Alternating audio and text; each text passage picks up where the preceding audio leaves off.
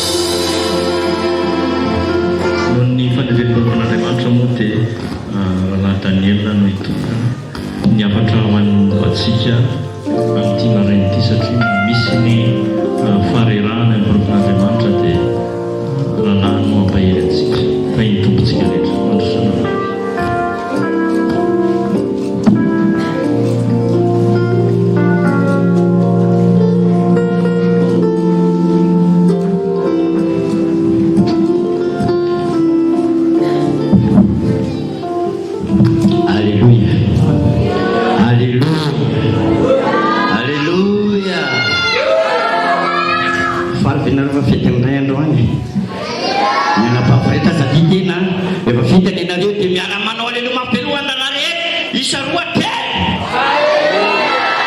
fampiresaka ihany hoe ahoana rahalahy fetsika ohatra ny mangingina rahalahy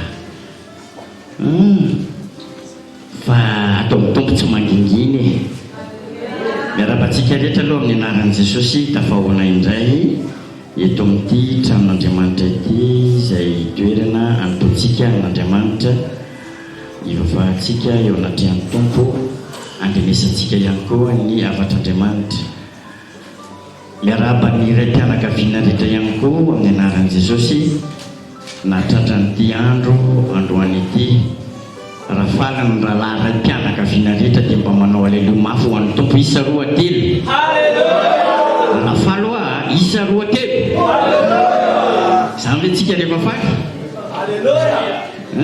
somary vitsivitsy izay ray mpianakaviana eto mivavao anay mivavaka tsika ho ampitombon'ny tompo an'iny ray mpianakaviana eto iavoloha zay mba mangetahita zany dia manao amaina mafy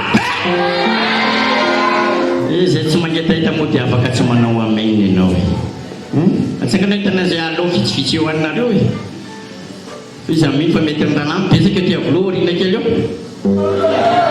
mba ataovy amaina zany efa manomboka mitombo izy zao itombo hatranintsika rahalahy alleloia fanvenareo fiety androany regarant eo tarika atsika tamin'ny hira mahafinaritra